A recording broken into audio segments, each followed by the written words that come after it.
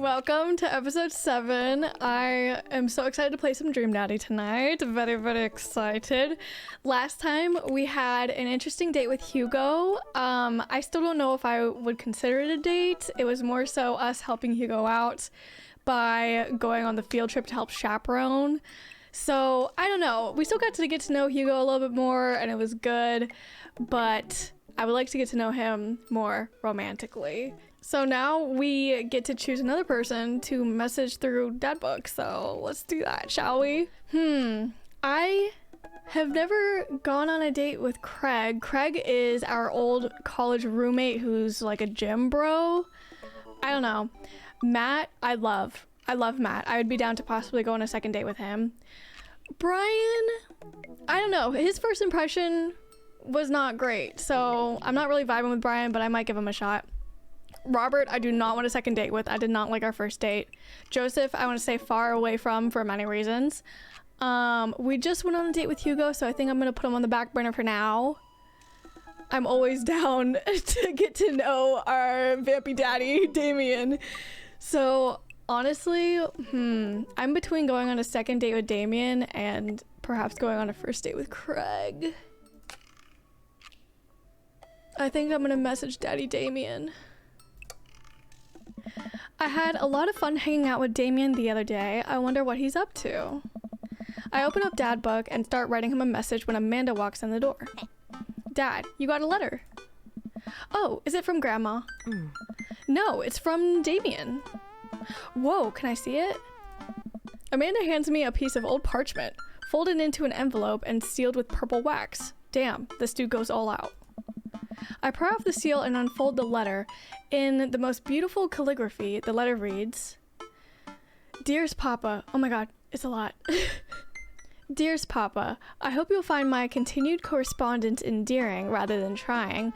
One can only hope that my use of the slower, more traditional form of communication will showcase my sincere and earnest sentiment that I greatly enjoyed our time together. I wrote this hastily under the warm embrace of excitement, fearful I may misstep and speak towards something unwelcome.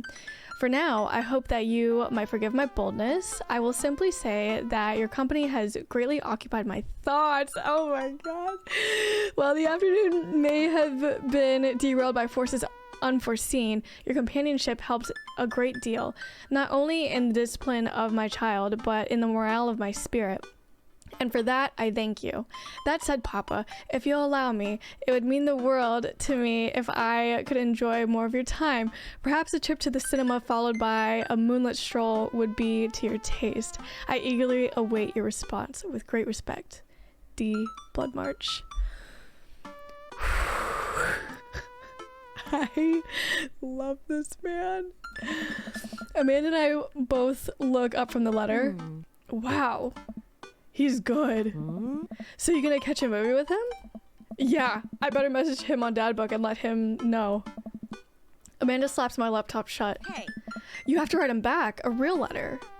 But my handwriting looks like two toddlers fighting over a crayon. Dad, you have to. He wrote you a letter. That's so cool. Will you help me? I need to class this up. Father, I was made for this. Here's what you do.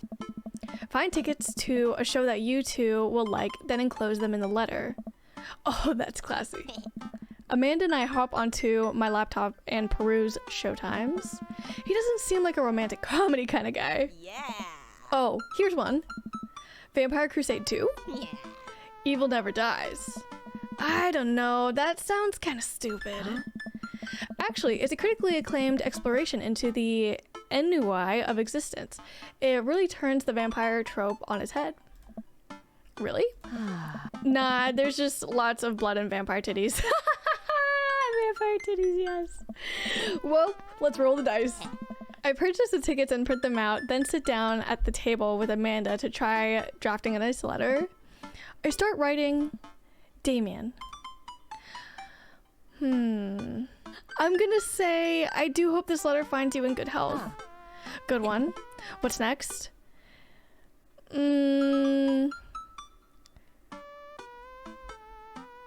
I must confess of my amateur control of the written word. I think that's cute. Kind of like telling him that this is out of my comfort zone. Geez, Dad, have some faith in yourself. Okay, we're trucking along. Let him know how you're feeling. Oh my god, imagine saying that earnest shit. It was pretty messed up. I'm gonna say you find me in good spirits, for I felt very much the same after our last encounter. Yeah. Nice. Ask him to hang out already. True art takes time, Amanda. Well, a strange turn of events, I found myself enamored of the situation at hand. Bring it home, Pops. I would very much enjoy your company accompanying me to the cinema. It would bring me great pleasure to escort you. It would bring me great pleasure to escort you to the cinema. Yeah. Smooth calling it the cinema is a classy move. Enclosed, you'll find 2 tickets to the Vampire Crusade 2, Evil Never Dies, which I'm sure you'll find both titillating and enjoyable.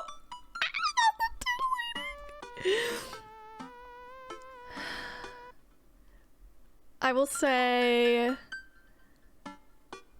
best wishes. And then I sign my name, my full name, fancier that way. Papa Thick. Is that okay? Amanda reads over my sloppy handwriting. Oh, it do be kind of sloppy, don't it? It don't be very fancy like Damien's.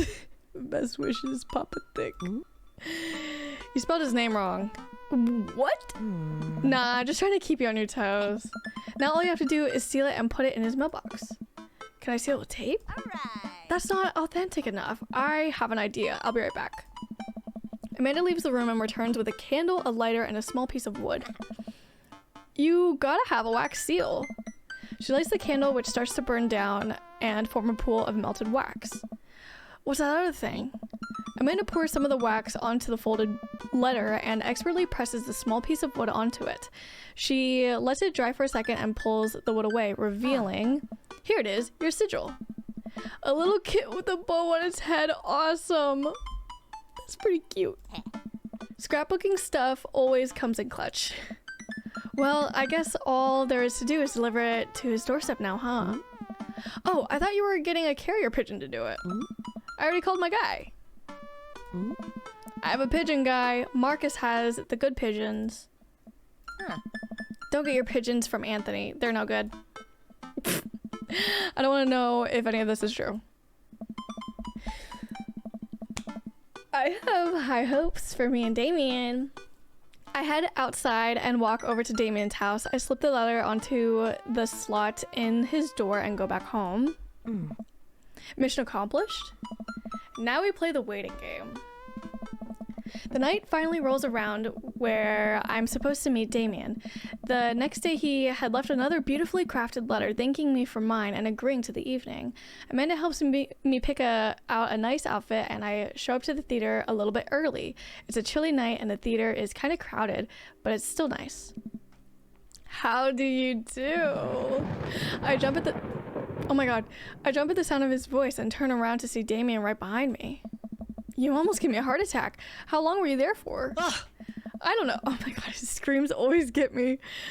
I don't know. I just walked up. My apologies for frightening you. Was that thunder? Is it gonna rain soon? I didn't hear anything. What?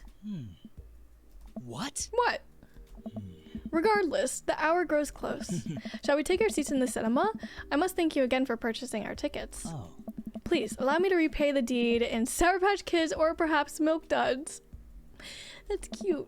I buy the tickets, you buy the snacks. Let's do it. We get in line to buy snacks. As we're waiting, I hear a familiar voice behind us. My dad's here. I turn around and find Lucien standing a few feet behind us with a gaggle of other goth kids. Lucien, how nice to see you. I didn't know you were coming to the theater. I'm glad to see you spending some quality time with your friends. Whatever, Dad. And what movie will you be attending tonight?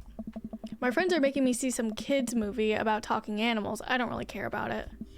Well, I do hope you enjoy your evening. We'll be watching Vampire Crusade 2, Evil Never Dies. Oh my. You? Watching that? Yeah, I thought Damien would enjoy it. Oh, uh-oh. Ha, good luck with that, Dad. Lucien rejoins his friends and I look over to Damien. Good luck with what? It's nothing. My son loves to tease. We wait in line for a little longer and Damien buys us snacks. He seems a little nervous. I wonder what's wrong. He's a widow novice. Damien and I take our seats and settle in for previews. Glancing at him, I can see he's sweating profusely and gripping his armrest. Is everything okay? Oh, his heart. Everything is perfectly fine. I'm so excited for this film. I'm a devoted patron of the arts, especially the scary arts. The scarier the art, the better. Do you have a favorite horror movie? Of course I have a favorite horror movie. Mine is Halloween Town. Terrifying.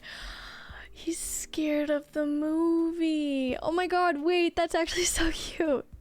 Oh, interesting. That's odd. I don't seem to remember Halloween Town being that scary. I would have expected him to bring up some sort of strange foreign horror film that I had never heard of. Damien's knuckles are turning white. It looks like he's about to rip off the armrest.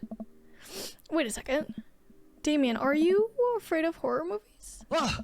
You must be joking. I love horror movies. The lights dim for the film. Oh my god. Damien screams. I apologize. I was thinking about something far scarier than this movie, which is not scary at all. We settle in as the film starts. I offer Damien some licorice and he takes one. I take note of how much his hands are shaking. The title flashes across the screen in bloody letters, Vampire Crusade 2, Evil Never Dies. A pale man with long silver hair, glittering red eyes, and well-oiled abs sits up in a coffin. Awaken, my coven. Two more vampires slide the tops of their stone coffins onto the floor. Brother, is it time? Yes, husband, but also mortal enemy. It is time. The three look at each other and then to the camera. For the Vampire Crusade. This rules. The trio of vampires flies off into the night as foreboding organ music plays in the distance. I somehow get lost in the movie. As dumb as it sounded, it's actually a pretty fun flick. We get a tense moment of the movie where Romulus Trueblood sits at a truce meeting with the general of the human army, whose wife Romulus has fallen in love with. Romulus, it is good to finally meet you. General, I agree. It's good to finally blood you. Oh my. Oh my god, not the screen turning red. Romulus leaps out and slashes the general's throat. Blood splatters over everything, including the camera. Damien screams again, reflexively grasping my hand. I immediately blush, forgetting about any vampires or blood or vampiric blood. Oh, I'm terribly sorry. Damien retracts his hand and places it back in his lap. I was writing a novel in my head about blood magic and I got to an extremely scary section. Damien goes back to quietly stressing out over the movie. It's kind of cute that he won't admit that he's afraid of it. I wish he would hold my hand again. Maybe I could do something to try and make him feel more comfortable. I've got it. I'll do what all dads do best. Talk during the movie. No. I'm gonna tell a dad joke. Where does a dog go when it loses its Where does a dog go when it loses its tail? Where? To the retail store. I yell that last bit a little too loud for a crowded movie theater, but I can see a smile form on Damien's face. Good one, Papa. The rest of the movie goes by relatively smoothly, with only a few whimpers from Damien. Maybe he would have liked the romantic comedy better. We get to the final scene of the movie where Romulus Badblood and the general's wife embrace each other in his crypt. It appears that the true Vampire Crusade was the Vampire Crusade in our hearts, our cold, unbeating hearts. Romulus and the general's wife begin making out hard. The film fades to black and the end appears on the screen, but then it hard cuts to Demetrius and his rival lover Carmilla, who watch the two from afar. Oh no, twist ending. Our bloodline has been pure for 1,000 years. Romulus has betrayed us by loving a human woman. It will only be a short time before the next Vampire Crusade 3, Evil Must Die Again. Gotta set up that third movie. More thunder, more ominous organs. The movie fades out again, and a bloody question mark now accompanies the end. Damon and I walk out of the movie theater amidst throngs of chattering moviegoers. He's a little more pale than I remember, but otherwise he survived the encounter. He even seems kind of invigorated. What an interesting film. While the premise admittedly struck me as pedestrian, I was intrigued by its harrowing love story and great attention to detail in regards to vampiric lore. Yeah, it was pretty good. A lot more vampire titties than I thought there would be. Come, the night is young. Let's take a stroll. Let's take a stroll. Damien is making a point of not telling me where he's taking me. Still, I'm enjoying the walk and the cool night air. Being alone here with Damien is a lot better than being in a crowded theater. Lovely night, isn't it? As lovely as the company, yes. Oh my god. He thinks I'm lovely. Damn, okay, here comes the smooth response. Uh-oh. Oh, none of these are smooth. I'm just gonna say thanks. No problem. Crushed it.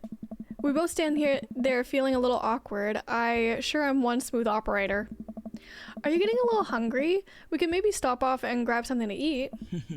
Were we not, friend? I have a plan. We turn the corner and are greeted by the gates of a cemetery? What? Are we going in there? A little bit of Victorian flavor, Papa. Trust me. I trust you, Daddy. I'm into this. I'm a bit nervous, but Damien hasn't led me wrong yet. I follow his lead as we walk into the cemetery. Statues of angels stare down at us as we follow a path through the faded tombstones. As we crest a small hill, we get a beautiful view of the city. The night lights sparkle around us. I gotta hand it to him. For being in a cemetery, this is strangely romantic. Picnicking in graveyards is an old Victorian tradition, an appropriate finish to an evening after a vampire movie, wouldn't you say? With a flourish, Damien produces a blanket and picnic basket. Wait, were you hiding that? Under my cloak? Oh, right. Damien unfolds the blanket and we both sit down, gazing out at the city lights. He produces a bottle of red wine and a fine selection of cheeses. I'm in love with this man. In the Victorian era, there were no public art galleries, parks, or botanical gardens to speak of. Once rural graveyards became a more popular alternative to church burials, they became the only place that people could see beautiful plant life and fine sculptures. That makes sense. This is pretty nice. I have a question though. How are you so okay with being in a graveyard, but you had trouble handling a scary movie? I wasn't. He sighs deeply. Okay, yes, I was extremely scared by that movie. I was not writing a book about blood magic in my head. I just have never been good at those. I just feel as if because of how I look and act, people expect me to love horror films, so I must play the part. Truth be told, I don't know if I have the constitution for them at times. Damien, I'm sorry. If I had known, I would have suggested another movie. It's quite alright. I actually did find myself enjoying this one, thanks to your help. Graveyards, however, I think there's something rather beautiful about death. Cemeteries are traditionally built away from cities, away from the realm of the living, and it keeps us rather separated from it. To acknowledge death and become comfortable with it, I think gives us a certain intimate knowledge of ourselves. To sit amongst generations of those who came before us, to be truly alive in the midst of so much death, brings me great comfort. Death helps me appreciate life, to savor every second. We sit and enjoy our food and wine. I don't feel scared anymore. Never thought I'd be comfortable sitting alone in a graveyard at night, but I actually feel very peaceful. Suddenly, it doesn't seem like we're alone. Off in the distance, I see a shadowy figure in the trees. What is that? I'm not sure. It noticed us. I'm paralyzed with fear as it begins lumbering slowly towards us, its shape taking a more animal form, more feral. I look to Damien for help, but he's just as afraid and transfixed as I am. I want to scream, but it's stuck in my throat. The creature is getting closer, moving faster. Woof. Oh, it's a dog. Oh my god, it's a cute dog! As it finally comes into light, the friendliest, dumbest little busted terrier I've ever seen pulls its owner towards us. The dog trots over to Damien and sniffs his hands. Damien looks ecstatic. He ruffles the dog's fur happily. What a beautiful dog! Hey. We both look up, not expecting to see... Thanks. It's Robert. I knew... Where have we seen this dog before? We've seen this dog before at some point, I believe. I recognize this dog. Or maybe I'm tripping. Robert, what are you doing here on this lovely evening? Hunting cryptids? What? What? I didn't know you had a dog. Okay, so maybe... Have we not seen this dog? This isn't my dog. Okay, I found her wandering in the streets. I put a leash on her, and now we're walking around this graveyard together. Hunting cryptids. Damien and I share a look. May I give her a treat? Sure. Wouldn't give her cheese, though. Not to worry. Damien reaches into the depths of his cloak and procures a small dog treat. What else is he keeping in there? The dog laps up the tree and crunches away, tail wagging furiously. Damien continues to smooth down her fur. Thanks. My absolute pleasure. Damien shakes the dog's paw. He loves dogs. He's good with dogs. Lovely to meet you, my friend. May our paths cross again. Robert and his dog disappear into the darkness again. Damien stares after them. I didn't know you liked dogs. Victorians loved dogs, actually. Most Victorian women of high fashion would always be accompanied by a small dog, such as terrier or a Maltese. I think big dogs are nice, too. Yeah, man, dogs are cool. I do believe we've had enough excitement for one night. What say we make our way home? Damien hops to his feet and extends a hand to help me up. I gladly take it as my knees aren't what they used to be. He packs up the picnic basket and leads us out of the graveyard. As we begin to walk home, I take one last look at the cemetery. It really is beautiful. That was quite romantic. I enjoyed that very, very much. Like a proper gentleman, Damien walks me to my doorstep. Thank you ever so kindly for your company tonight. Damien, it was my pleasure. Papa, if you'll allow me, it would bring me great joy to offer you a token of my affection. Damien reaches into his cloak and pulls out a folded, monogrammed handkerchief. He presses it into my hand. Wow, thank you, Damien. Not the I can't wait to sneeze into this. No. I'm gonna go with the first one. I will use it to dry my tears for those I've lost. The eggplant! A noble purpose. Damien shuffles his feet. I just want to say that it's rare to find someone like you, someone who's open to my eccentricities. It's nice to feel so accepted. Thank you. Damien gives my hand a quick squeeze. Damien blushes and hastily retracts his hand. I must take my leave. Good night. Before I can say anything else, he's gone. I wanted a kissy kiss. Huh. I lock the door and step inside. I wanted a kissy kiss. Like a whirlwind, Amanda runs from the window and plops down on the couch, trying to look nonchalant. Hey, Dad, what's up? Were you watching me from the window? No, I was just, Okay, yes. How was the movie? Lots of vampire titties. Told you. But as it turns out, Damien is Wait, Amanda doesn't need to know that. I'll keep that between me and Damien. Scary cool. Yep, he's so cool it's scary. Nice save, Papa. Did you know that graveyards used to be a place to throw parties? I think I'm misremembering that. Wow, that's pretty punk. Also, we saw a dog. Definitely thought it was a werewolf for a minute, though. How can you be so sure it wasn't a werewolf? How can you be so sure I'm not a werewolf? And how can I be so sure you're not a werewolf? Amanda's eyes narrow. I don't trust you. Nor I you.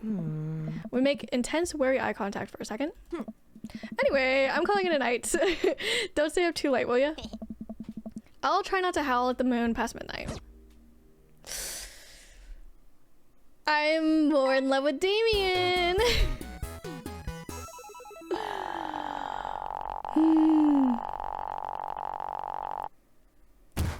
I'm sensing a romance between us. Me too. A chemical romance. Me too. Tough talk, protective dad, That's a bat. Oh, Edwardian vampire dog. Okay. That was so nice. I am seriously, I love him. Well, it's been a long day. I'm just about ready to pack it in. After a few bites of ice cream from the freezer, I turn off all the lights and walk down the hall to my room. I wonder if Amanda's still awake. That kid needs some sleep. As I pass her room, I can hear a faint sound, but can't quite make out what it is. I get a little closer. Is she crying? I knock gently on the door. Hey, Amanda. The crying immediately stops. Not right now. Her voice sounds strained. She sniffles.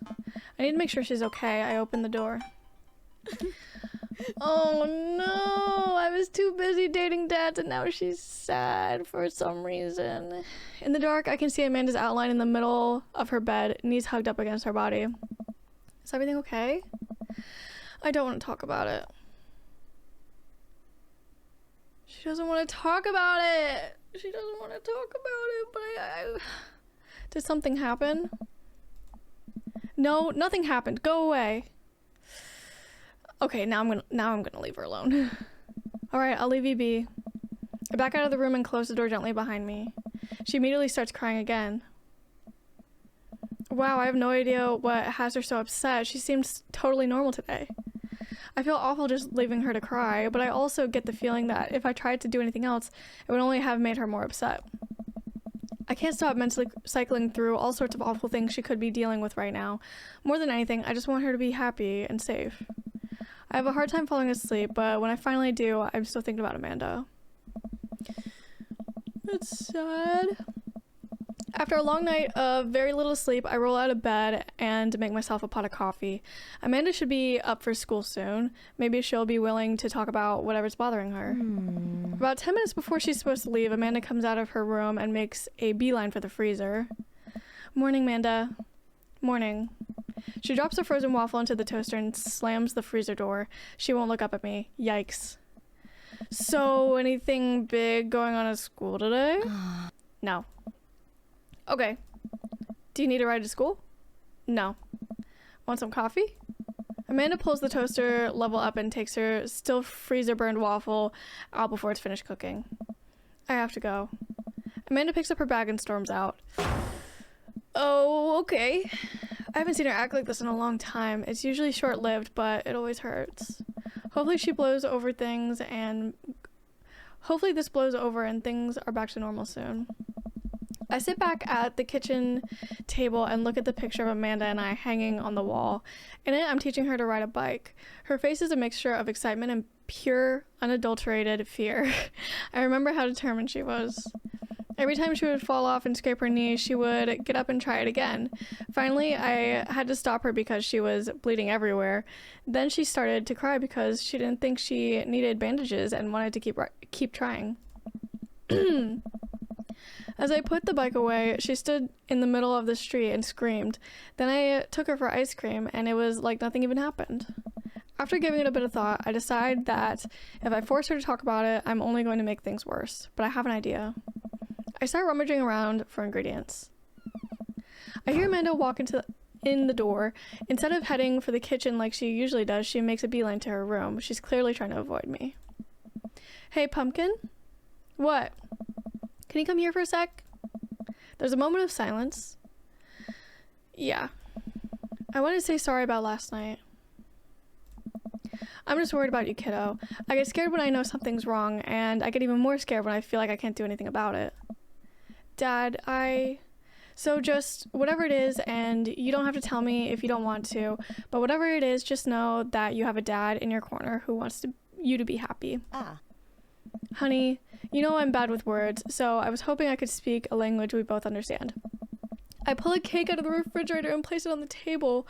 Hopefully the frosting has set by now. Ta-da! Dad, it took me... Sorry you're sad, but I support you 100%. That's really cute. It took me a really long time because I ran out of red frosting somewhere around sad and had to start over, and this is beautiful. It's strawberry. Amanda gives me a big ol' hug. I grab some plates and forks and serve us up some delicious cake. So, it's really stupid. What is it? This whole thing, I know I've been really weird lately, and there's just, I don't even know how to explain it. I feel like I might have to make you a chart. I'm listening. Do you want me to take notes? I guess I should start from the top. So you know how Emma R is going to that fancy art school in California, right? Uh-oh. Emma R. No, that was Amanda. I'm just gonna say the other one. I guess you're not technically wrong. It's good to have fallbacks like that one. Anyways, ever since she got the acceptance letter, I've been feeling like she's drifting away, you know? And she's been spending a lot more time with Grace and Emma P. I just thought it was all in my head for a while, but then I found out from Rosie M that both the Emmas, Grace, and Noah all went to a party at Mackenzie F's on the same night they told me they were busy studying for the Calc AB final. Yikes. Oh. So another important piece of the information is, God, this is embarrassing. I have a crush on Noah, and that's a thing. What? Whoa. I had no idea. I definitely didn't know that. Okay. You're a bad liar. So are you. I learned from the worst. Anyway, so the only person I told about the crush was Emma R, and she promised to tell nobody. I didn't confront them about the party thing because I didn't want to start drama, so I just keep quiet and keep going about my business. Amanda sighs. And then one day, I invite everyone out to get nachos at the mall, and after not texting me back for like 2 hours, even though none of them ever put their phones down for more than 60 seconds, they all say they're busy, like, simultaneously. So I tell them never mind, and I'll just eat nachos at home, right? But we were out of chips, and I really, really wanted nachos. Totally understandable. Aww. So I go to the mall anyway. I get to the food court, and who do I see there but Grace, Emma P, Emma R, and Noah, all hanging out together and eating nachos without me. What? It gets better. I'm standing by the escalators watching them, and I realize that Noah has his arm around Emma R, which is kind of weird, right? But then they kiss. No. Yes, I know. So I storm over there and I'm like, hey. And Grace drops a nacho on her shirt because of course she does. And Emma R just like glares at me. Grace, nothing is coming up. I don't know who that is. Grace is the gossipy one? I know. Grace is the one nobody really likes, or I guess that's me now. But anyway, nobody will say anything, and I'm just like, you guys suck, which I realize is not the most eloquent thing to say, but I was very angry and really embarrassed, and I just wanted to get out of there. So I left, without nachos, might I add, which only further contributed to this shitty day, and immediately drafted a super long text to the group chat, asking why they've been so weird. And I wrote another one to Emma R asking how long the Noah thing's been going on. And sorry, I know that's a lot. Are you still following? What did Emma R say? Oh, okay. Get a load of this. Emma R says, you know what? Let me just read it to you. Amanda pulls out her phone and reads word for word an arduously long string of text messages. Can you believe that? I cannot believe that. I hear so much about Amanda's social life and mental well-being, but man, do I not understand what she's talking about. This is all beyond me, but I am trying my hardest to be supportive. They were dating in secret for like months. So I told her that she's being a really terrible friend, and she's like, well, if you think I'm so terrible, then just stop being my friend. And I was like, okay. And then she left me on red. And then, wait, left me on red? What's that? Oh, like, she saw my message and didn't reply. And I know because there are red receipts. I don't know what red receipts are, but I'm gonna nod and pretend I understand. Gotcha. So while all this is happening, I'm talking to Emma P about how mad I am because she's at least being kind of reasonable, and I'm venting to her about how pissed I am at everybody and stuff. And then out of nowhere, Noah texts me and is like, how could you say that about me? And I'm like, say what about you? And he tells me that Emma P sent screenshots of everything I told her to the group chat that I got kicked out of. All right, I think you lost me at screenshots, but that definitely sounds bad. There's so much more, but honestly, it's all just really stupid teenager stuff. The bottom line is that everybody dropped me, half of my grade hates me, and now I have no friends. Amanda, I'm so sorry. I almost expected it from everybody else, but 𝘰's been there since Dad died. I can't believe she would just stab me in the back like that. I'm not even that mad that she's dating Noah. I'm just upset that she lied to me about it for so long. Amanda stabs at the remnants of her cake. Okay, I take it back. I'm kind of mad she's dating Noah. Like, what did I do wrong? Why did everyone just suddenly decide I'm not cool anymore? Why wasn't I enough? I don't understand. And as mad as I am at everybody, like, I miss them, Dad. Amanda looks so dejected, I almost can't take it. What could I possibly say to help? Anyways, that's it. That's the whole sordid tale. Thanks for listening. Tune in next week for more hot gossip. Wow. I know it's pretty dumb. It's not dumb.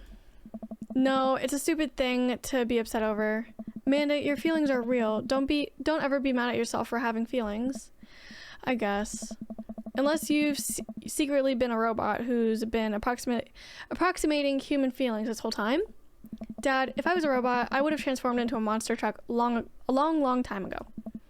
But seriously, I know you probably don't want advice, but I feel like it's my duty as a dad to bestow upon you a few nuggets of fatherly wisdom. Real friends don't do that. When you get older, you start realizing the sort of people you want to associate yourself with. Do you really want to surround yourself with people who would do something like that to their friend? It takes a lot of work to find and maintain meaningful friendships. It took me a long time to figure out that stuff myself, and I wish I had learned it sooner. If the other person isn't putting the effort in to show you how much they care, it's not worth it. You're not beholden to being their friend. Ultimately, I think this says way more about their character than it does about yours, because you're amazing. And if they can't see that, well, that's their problem. I'll keep that in mind. I looked down at the table. Did we just eat the whole cake? Yes, we did just eat the whole cake. Well, good talk. Amanda gets up to go to her room. Before she closes the door, she turns around. Hey, Pops. Yes? Thank you. You are always welcome. Love you, Amanda. I love you too, Dad. I love you too, Dad. That was so wholesome, but also very sad that she's going through that. Alrighty, I am gonna end this episode here before we get into talking to other dads. That was such, I feel like, a good episode. I had such a fun time on Damien's date at the movies. We saw he was a little scared of scary movies, and then he took us to a cemetery to have a picnic with cheese and wine. That is the good stuff. I'm obsessed with Damien, and I'm falling more and more in love with him every single day. And our moment with Amanda at the end, I feel like really brought us closer and reminded me that I'm also still a dad. I'm not just dating dads in this game. I still have to be a father to Amanda. Thank you so much for watching. I appreciate you very much. It would mean a lot to me if you subscribe to the channel, give the video a thumbs up, and perhaps comment below how you felt about our second date with Damien. Did you love it as much as I did? Because I loved it so much. I will see you all in the next one. Have a wonderful rest of your time zone, and goodbye.